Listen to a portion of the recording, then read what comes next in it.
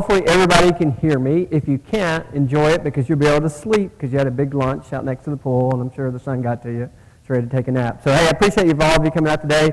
As Brian said, we're not the B team. We're actually the closers, you know. We had the guys warming all up earlier today, so we come in to close the deal. So, apologize that we couldn't be here earlier today, but in conjunction with AstriCon every year, we do an event with some of our resellers called our Partner Advisory Council meeting, and it was going on at the same time. And due to hotel issues, it was on the other side of Las Vegas, believe it or not. Actually, where AstriCon was supposed to be at the Green Valley Resort, we got sort of a booking issue, so they didn't have room to bring that here, didn't have room to take AstriCon there, so we were sort of stuck between two hotels, and literally drive time is about 35 minutes by the interstate, so we were rushing to get here and sort of inhale some lunch before we get going, but hopefully I'll settle down and we'll go through the presentation. Today we're going to talk about Digium Cloud Services, so just to get a little bit about what Digium Cloud Services is, basically Digium Cloud Services is a Digium company. It's branded in the name of Digium Cloud Services just because we're a carrier type operation, so we have a little bit of differentiation from Digium itself, being the traditional open source company of supporting Asterisk and developing Asterisk, as well as deriving products for Asterisk, which you guys are all, I'm sure, familiar with, the cards, the phones, licenses, and those type of things. But the Cloud Service Division actually takes Digium products and deploys them as services. As we're all watching in the industry, people are moving away from that model of traditionally saying things have to be on the prem. This is nothing new. I'm sure this is no light bulb going off in anybody's head right now. But of course, we've sort of seen that migration with our customers too. We'd much rather this been in the prem and keep it happy in there, but our customers want to start migrating to the cloud as well. So we're able to take our products and be able to do the same thing. So our Switchvox product is a product that we've had now for about 7 years. Matter of fact, at AstriCon 2007 in Phoenix, if anybody was out there, we actually announced Switchvox as part of Digium. We acquired a company called 4Loop Technologies back in 2007 and brought their product in to the Digium portfolio. And that's been a flagship commercial product for us to complement our open source product. And so we've been deploying that on prem gear for the last 7 years.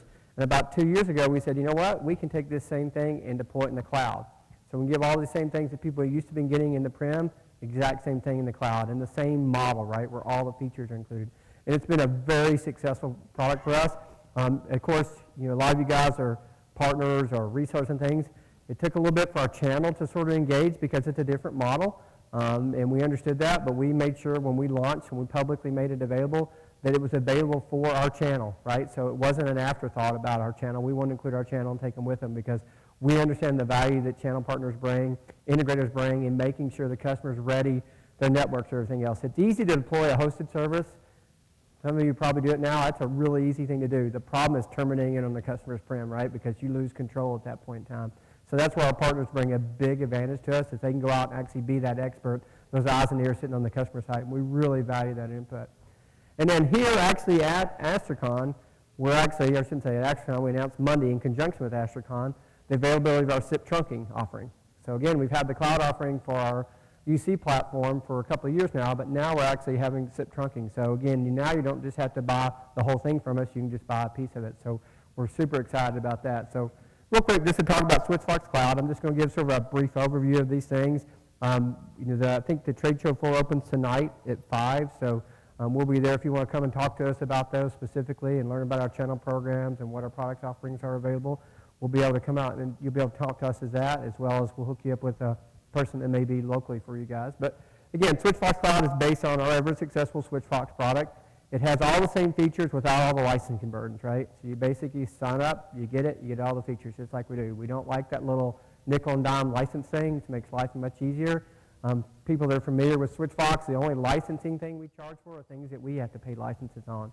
So 729, if you want to do transcoding, we have to pay a license to the 729 consortium, so we have to pass those licensing fees on. If you want to do more than the one free fax license we get for free, we have to charge for those because we have to pay the people that hold royalties on faxes licenses. So we try to keep the licenses to a minimum, but if we're burdened with them, we got to pass them along. So we try to make sure we don't nickel and dime you guys with those type of things. And then, of course, the big thing about it is now as a customer, you put it in the cloud, you don't worry about the maintenance anymore. You're going to worry about keeping your subscriptions up to date, your maintenance up to date. Am I running the latest version? Is this version supported? All those type of things. All those headaches go away, right? And now it's in there. The other day I was speaking to one of our Switchvox Cloud customers, and she got sent an email about her number porting and said, hey, make sure the call route's set up in your PBX. And her response to me was, I don't have a PBX. And it wasn't a smart ALEC response, but in her vision, she was buying a service from us, right? She didn't see that she had a PBX anymore. She had service from Digium Cloud Services, so she no longer knew what the PBX meant. And I said, I understand, ma'am, where you're coming from. What we meant is your virtual PBX. And, but she didn't see it that way. So when we're used to customers always saying they had a PBX and now it's a PBX in the cloud, it's not to them. To now they're just buying a service, just like they sign up for Salesforce or whatever else they may get as a cloud service. And again, we offer this offering to people in either a month-to-month or a contract term. Same exact service, it's just basically discounted rates, right? If you commit longer to us, we're going to give you a better discount price than if you just do a month-to-month type of service. And again, that's a product we've been offering for the last 2 years, and it's been a hugely successful product. It continues to grow. Last year, we doubled our customer rate additions every month, and I think we're going to continue to do that for the next foreseeable future. But it's really growing real well, and what I'd like to say is our channel partners are a big plus to that, because it took a little while for them to adopt, and now that they've adopted, they're bringing in deals every day, and that's much better than we can do on our own, is getting our partners all on board with us. So pricing for our Switchvox Cloud starts at $29, so that's basically a 3-year commitment. If you do month-to-month, I think the price is $35 per user per month, and that's all inclusive. So that's all your local, long distance, everything you need, all the Switchvox features are there. The only additional charges you might have if you decide, hey, I want a toll-free number, or I want some type of special or additional DIDs, I want more than one. Everybody gets one DID included, but if you're at 10 users and you want 20 DIDs, you'd pay for the extra 10 DIDs, those type of things. But it more makes an all-inclusive price, so it's a really good way for people to budget out their telecom spend. Sorry about that. Budget out their telecom spend to make sure they know what their monthly bill is going to run and set this up. And I believe all these prices, Brian, are out on the website, correct? So again, don't worry about writing them down. If you forget them, go look on the website. They're out there available to you. As far as channel partners, how we do that, we actually pay commission on that type of thing. So if you sign up in a program with Digium, there's a commission structure set up that you're paid back on that. So you get a recurring check every month, and it's an evergreen type of thing. So as long as we have that customer, you're going to constantly get the checks keep coming into you. Now, when the customer leaves, of course, the check stops. But as long as you have the customer, it's an evergreen payment structure that's set up for you. SIP trunking. So we just announced this on Monday, I think was the official announcement. It's actually up and live on our website. Our resellers were actually trained about and made available this, the existing partners we had, in early part of October, so they sort of got a running head start on the public announcement because we wanted to give them an advantage. But the great part is you can see we actually announced it to our channel first before we announced it to the public. So again, we thought about our channel partners. We made sure when we launched it was available to be the channel. We want to make sure that we're channel friendly. A lot of other competitors have done this. They sort of thought about the channel after the effect, and we said, nope, the channel is always a big part of Digium. We want to make sure we do our best to get them involved and integrate with it. They may not always agree with the things we do, but at least we try to make sure we're thinking about them and keep them involved in the loop. And it's a similar type thing as far as channel structure paid. It's based on a commission model and an evergreen, reoccurring type thing. You constantly get paid as long as that customer is available.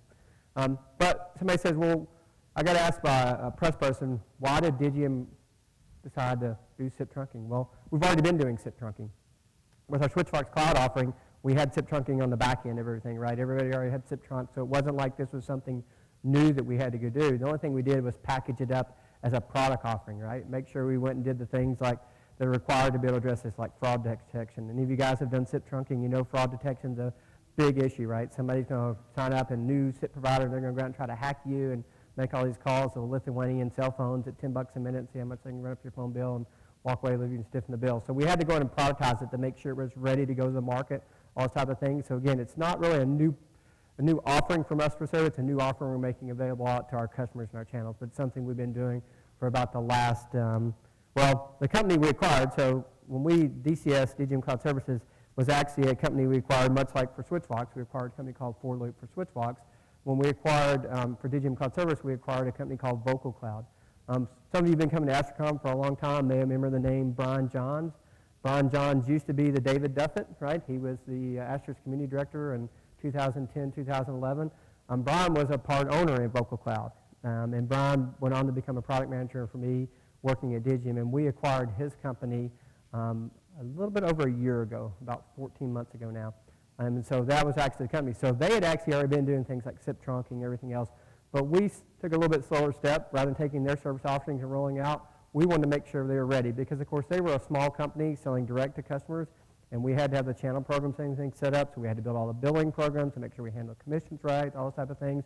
So we took a little bit of baby steps, but they already had customers on board doing SIP trunking. So again, it was things that were already set up and built there. So the infrastructure was there.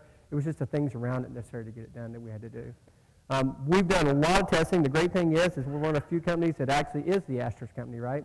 So when we talk about certification or testing with it, it's a given with us because we're one and the same company. Although the Digium Cloud Services group is actually located in Atlanta. We've got our San Diego division, which is where Switchvox is, and then we've got the guys in Huntsville that do all the Asterisk and the cards and the phones, everything else there. But it's a very integrated company, right? Even though we may be remote, just like everybody else, we're very much connected and work together. So we do a lot of testing integration to make sure all of our products are working together. It's very necessary. And with the Switchvox itself, our commercial product, as you can imagine, we've already had it in network employment years, so the testing of that was very straightforward. But again, we'll support we propose Asterisk and Switchvox. Of course, those are our things that we have a tie to that you guys are all here from. I mean, assume everybody's here because of Asterisk in one way or the other, somehow tied to it. So of course, we're going to promote that. But it is standard RFC compliant, so work with any RFC SIP enabled device.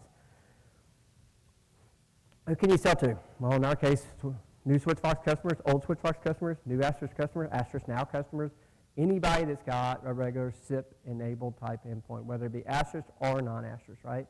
Asterisk is a given for us, and that's the market we're going to target.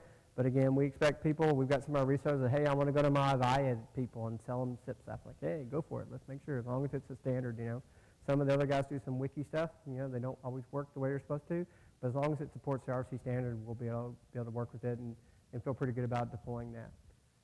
So what do I mean by SIP enabled? Well, of course, I'm another plug for another Digium product here. This is our Digium Gateway. So our gateways have been out for about 2.5 years now.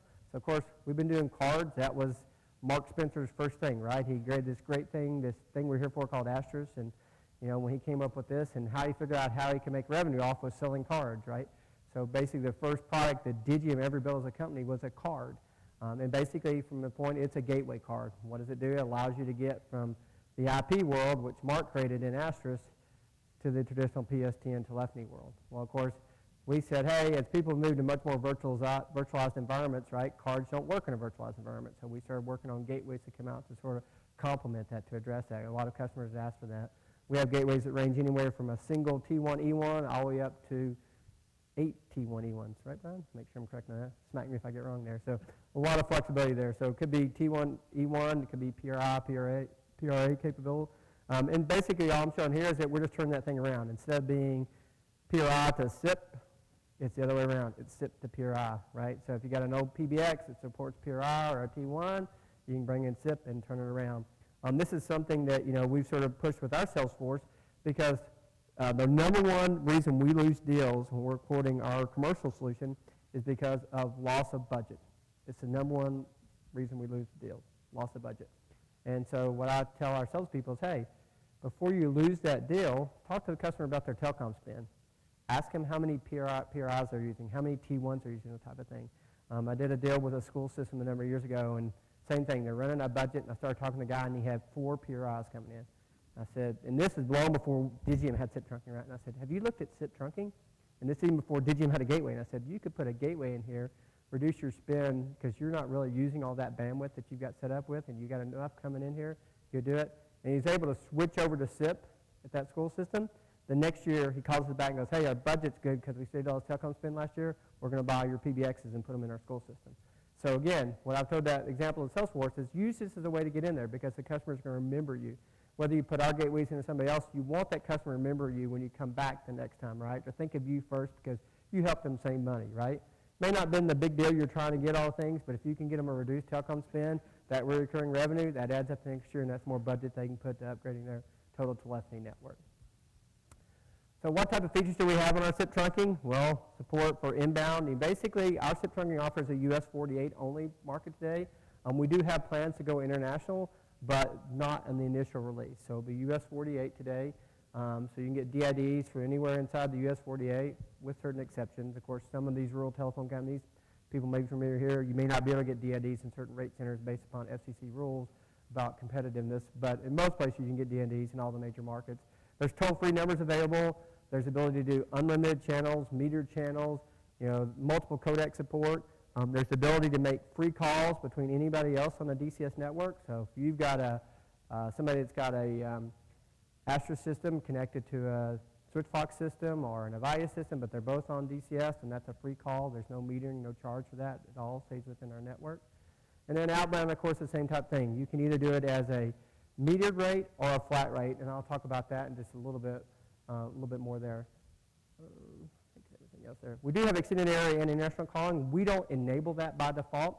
The reason we don't is because those are higher metered services, right?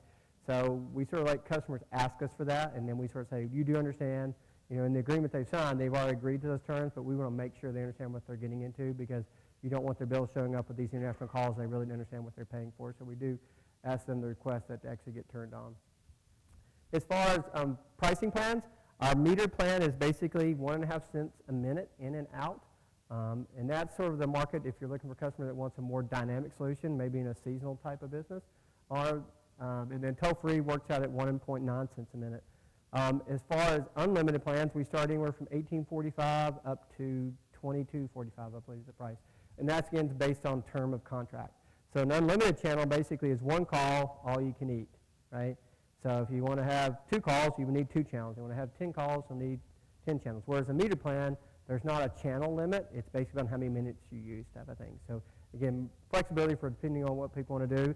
So for instance, if you're adding SIP trunking as an extra service, as an overflow, a meter plan might be a better solution for you because you're really not going to use it that much, right? But if you want a constant bill on your telecom spend, then a channelized plan may be a better way to look at that. And this sort of gives you an idea of how you would break those up, whether it's a meter plan, I'm in the seasonal business, maybe I'm in the Hamptons, up in New York State, and I want to make sure I can do all my bookings from hotels, and that's really busy in the spring and the summer, but then in the fall and the winter, nobody comes to the Hamptons because the weather sucks. So in that case, I really don't need a lot of it. So a meter plan might be better if I average my telecom spend.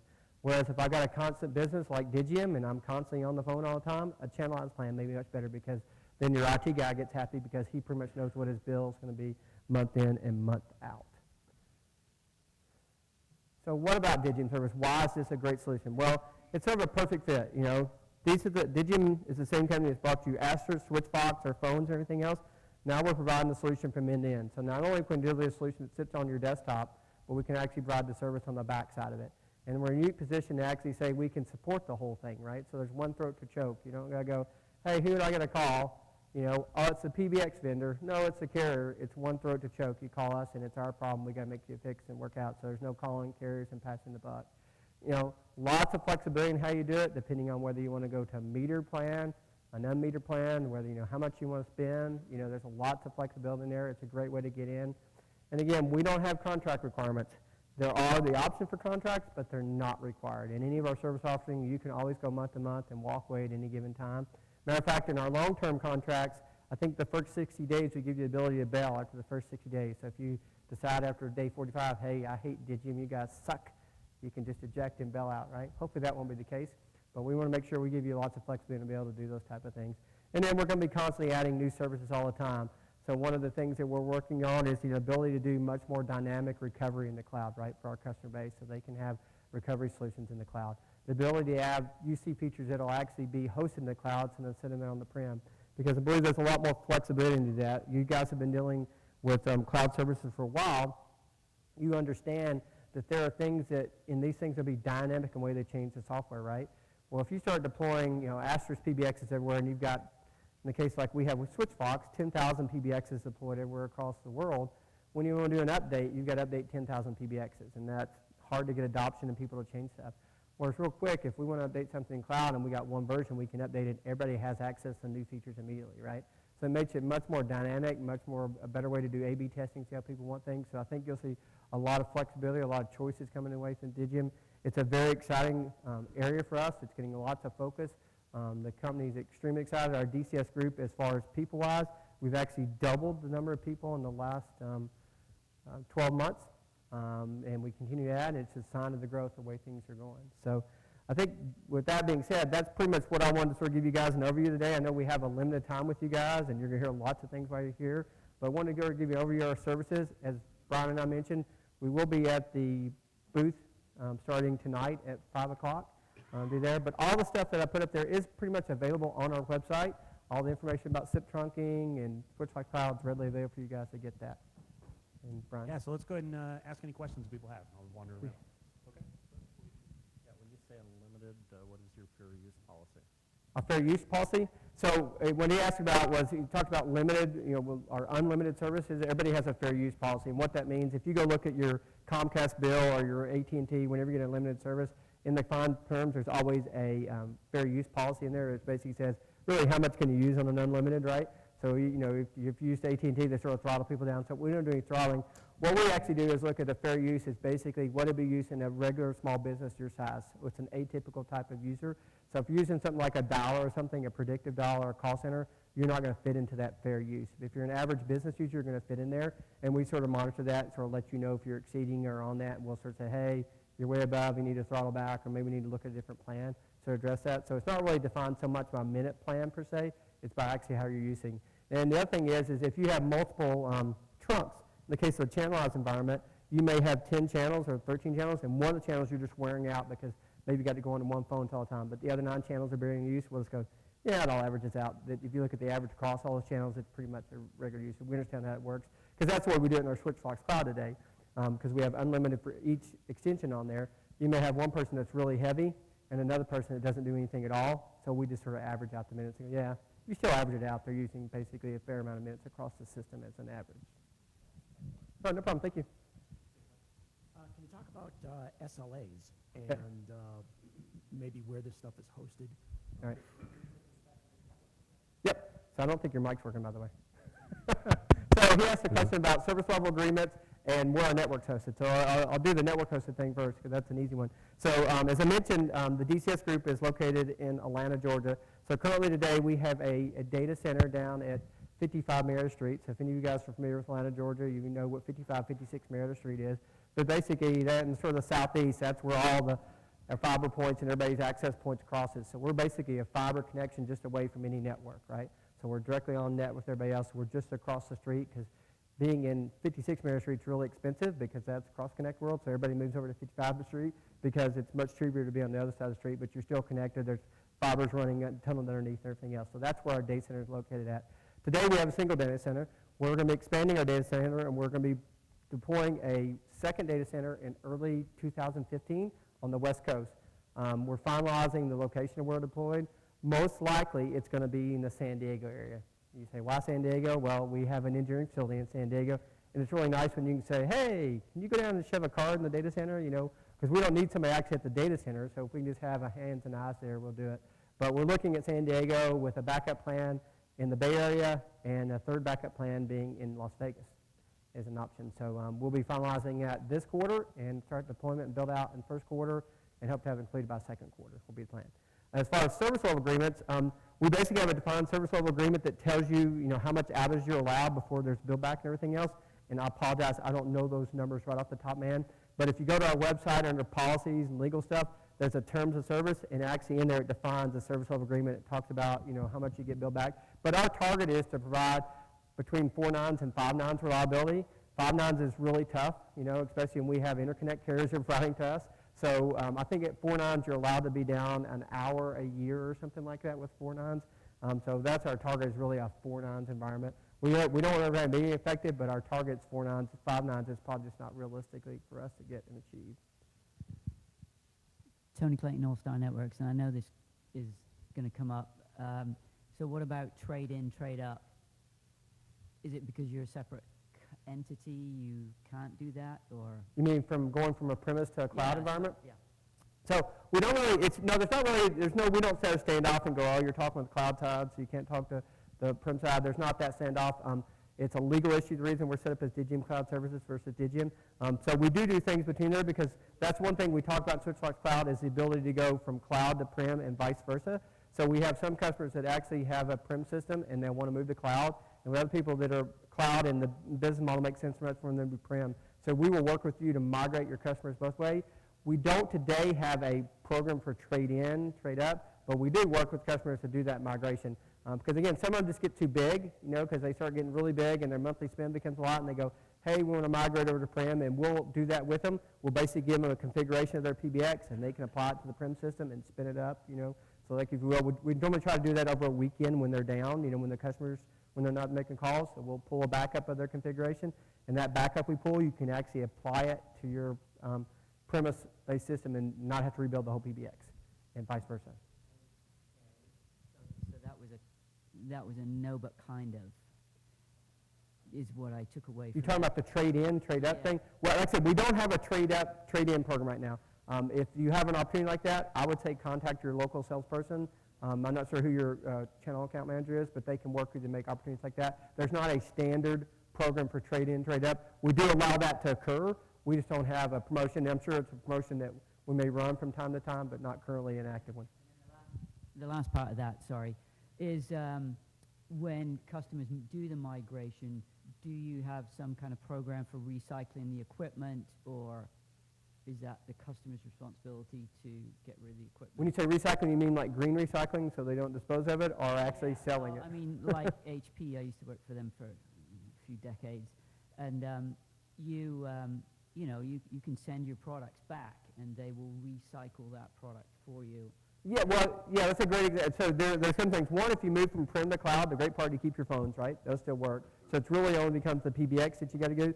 In that case, you actually do. Matter of fact, this question actually came up in our PAC meeting earlier this week, so I actually know the answer. We actually do. We'll take the hardware back and we'll recycle it. We have a metals place that we basically send to, and they go pull all the precious metals off and do all the recycling things, strip it apart, take the box out and everything else. So we do that, have that in place that you can return it, and we will actually do the true green recycling of the product. You're welcome. Any other question? Oh. Come on, Brian, run. Hi. What about international calls and passing CLI? So international and passing caller ID basically is what you're asking for? Yeah, I mean, we're from the UK, so if we're going to use your SIP trunks, we want to pass our own CLI on to you. Well, we do support it. As long as it comes to us, we don't do anything to block caller ID information coming in. Sometimes when you come across, and we use Global Crossings a lot for our international stuff, that doesn't get passed to us, so we can't do it. As long as it gets to us, we do pass caller ID information. We send it and both receive it, as long as it's passed through from us from the originating carrier. Okay, and you have a rate plan for international calls separate? Do what? Do you have a rate plan for international calls separate? Yeah, we actually do. Matter of fact, that's on our website. You can actually go on their website and you can actually look up the rate plan for any country you want to call, and it'll show you the actual rate plan for that area. Thanks. Any other questions? You know the next question is going to be all the way up front, Brian. You know that, right? I need the exercise. That's good. Do you guys support international CLIA or lawful intercept on your product? Brian, I didn't hear that because the speaker's working back there, not up here. So. Oh, it doesn't matter. Do you guys support international lawful intercept request? International lawful intercept request. You mean like a... Pakistan wants to, I've got a PBX. Pakistan wants to, or somebody wants to accept. Let's say we resell service to an international customer, and they have to deal with local lawful intercept laws. Yeah, well, I mean, we do support, in the U.S., of course, it's CLIA support, which is we have to allow any of the police, FBI, to be able to come in and be able to access that. Internationally, we haven't. I mean, if it's required to be able to access, it's not an issue. The other thing would be if there's anything concerned, you mentioned Pakistan, if there's anything concerned with export compliance that we have to go through as far as what will allow access. For instance, if North Korea wants access, we're going to say no and probably wanting to route calls to that area, right? So we have to block those by U.S. government regulations. But I don't think there would be any access for allowing if they, hey, we want to come in and monitor just like we do for CLIA in the United States today.